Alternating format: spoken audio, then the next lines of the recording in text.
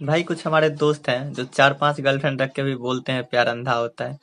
भाई उनसे मैं यही कहना चाहता हूँ, प्यार अंधा नहीं होता है, तूने किया ही अंधाधुन है। मजा नहीं आ रहा है।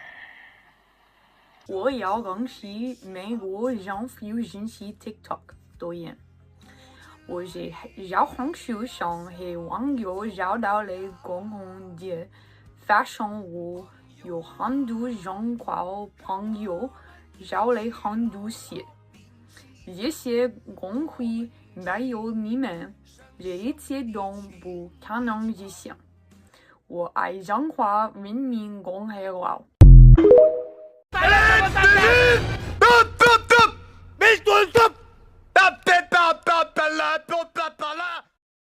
Welcome to the next big thing on YouTube India, जहां पूरी दुनिया की नज़र एचपीवी वायरस पे थी, जो कि हमेशा की तरह ही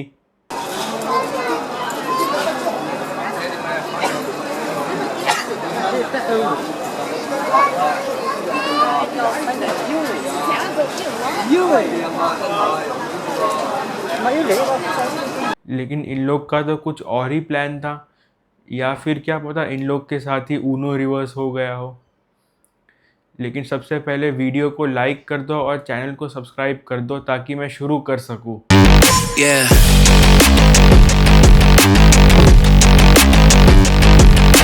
तो पिछले साल ही टिकटॉक बैन को लेकर अमेरिकन कांग्रेस में एक बिल पास हुआ।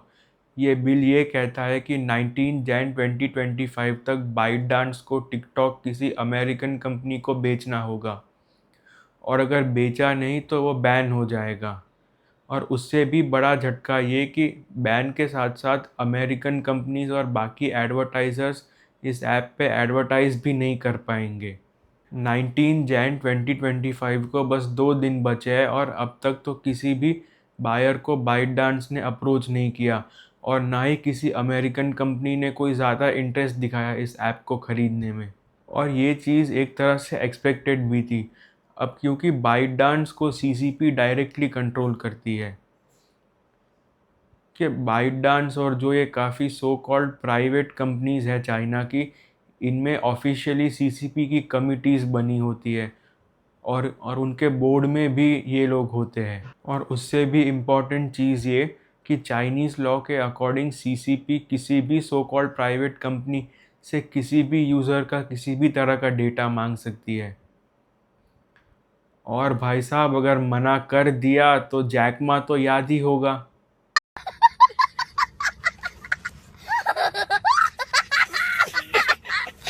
इस चीज़ में जैकमा अकेला नहीं है, पर जैकमा तो इसीलिए हाईलाइट हुआ क्योंकि वो चाइना के बाहर बहुत ज़्यादा पॉपुलर था। चाइना में ऐसे बहुत सारे बिलियनर्स हैं, शायद काउंटलेस बिलियनर्स होंगे, जिनको या तो बहुत लंबी जेल या फिर कैपिटल पनिशमेंट तक दी गई है। ये तब होता है जब सीसीपी को लगे कि उनकी तानाशाही को इस बिलियनर से थोड़ा सा भी खतरा है, भले ही एक्चुअली कोई खतरा ना हो। बिल्कुल रिस्क नहीं लेने का। ये कुछ पुराना डेटा है 2011 का। 2011 वो टाइम है जब चाइना की ग्लोबल इमेज बहुत अच्छी थी, फॉरेन इन्वेस्टर्स और कंपनीज का फेवरेट हुआ करता था। हाँ, तो इस डेटा को देख के आप अंदाज़ा लगा ही सकते हैं कि आज क्या हाल होगा। टिकटॉक की इंडिविजुअली बात करें कर तो उसकी ख़राब डेटा सिक्योरिटी और उसके नटोरियस एल्गोरिदम की वजह से इस पे बहुत ज़्यादा सवाल उठते हैं। ये एक तरह से बहुत ही सटल तरीके से सीसीपी सेंसरशिप को ग्लोबल लेवल पे प्रमोट करता है, फ्री स्पीच को दबा के अपने सीसीपी के पॉइंट ऑफ व्यू को आगे बढ़ाता है। इसके अलावा वीक कंटेंट मॉडरेशन और कुछ ऐसी चीज़ें जो सोसाइटी में डिविजन्स पैदा करती है उनको प्रमोट करना, और तो और एनिमल अब्यूज़ जैसी चीज़ें भी। हाँ, ऑब्वियसली उनमें वो चीज़ें नहीं आती जो कि सीसीपी के अगेंस्ट हो, उनको तो भाई सबसे पहले ही दबा दिया जाता है। अभी रिसेंटली ही टिकटॉक ने रोमानिया में इलेक्शंस मैनिपुलेट किए और एक प्रो रशिया कैंडिडेट को जिताया। इस चीज़ पे ईयू भी इन्वेस्टिगेशन कर रहा है। हाँ, तो ये सब देख के आप समझ ही सकते हो कि अगर टिकटॉक को किसी अमेरिकन कंपनी ने ख़रीदा तो सारे इनके काले कारनामे बाहर आ जाएंगे। और तो और इसके बाद बाकी चाइनीज़ कंपनीज़ का भी इंटरनेशनल मार्केट में बिजनेस करना मुश्किल हो जाएगा। और उससे भी बड़ी बात, ये सब अगर हुआ तो बाइटडांस का ओनर तो बेचारा जाएगा 12 के भाव में। अब क्योंकि टिकटॉक का यूएस में बैन होना ऑलमोस्ट कंफर्म्ड है, तो वहाँ के छपरियों ने एक और चाइनीज़ ऐप ढूंढ निकाली। इस ऐप के नाम का इंग्लिश ट्रांसलेशन होता है रेड नोट, और ये रेड नोट है वो लिटिल रेड बुक को डिनोट करता है। Little Red Book People's Republic of China के फाउंडर माओ जेडोंग के आइकॉनिक कोट्स और स्पीचेस का एक कंपाइलेशन है। ये माओ जेडोंग वही है जो एक कम्युनिस्ट डिक्टेटर था, और इसकी मेहरबानी से 8 करोड़ लोगों ने स्वर्ग के दर्शन किए। और ये आंकड़ा हिटलर के 4 गुना से भी ज़्यादा है। मार चोद दिए भैया जी आप तो।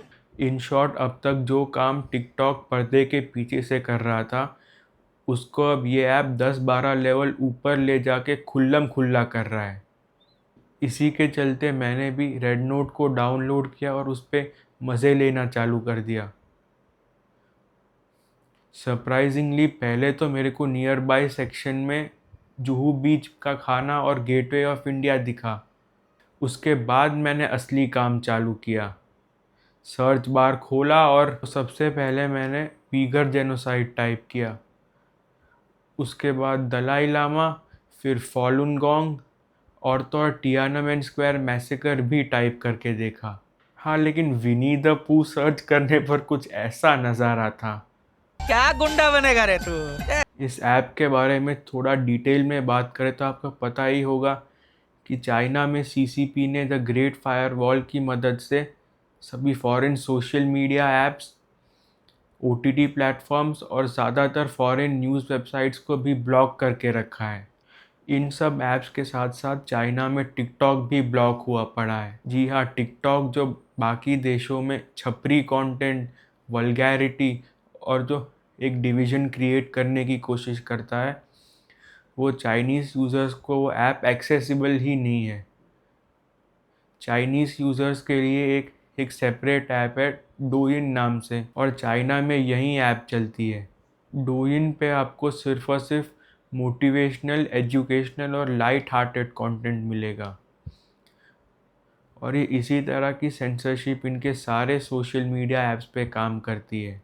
ये सब करने से किसी भी चीज़ का सच चाइना की जनता तक नहीं पहुंच सकता, और सीसीपी अपने बॉट्स और स्टेट मीडिया से पूरे पब्लिक ओपिनियन को अपने फेवर में मैनिपुलेट करती है। ये चीज़ इस हद तक है कि अगर सच उन तक पहुंच भी जाए किसी तरह से, तो वो उस सच को ही प्रोपेगेंडा मानने से मना कर देंगे। और उससे भी ज़्यादा इम्पॉर्टेंट ये है कि चाइना में जो कुछ भी हो रहा है वो बाहर ना जा पाए।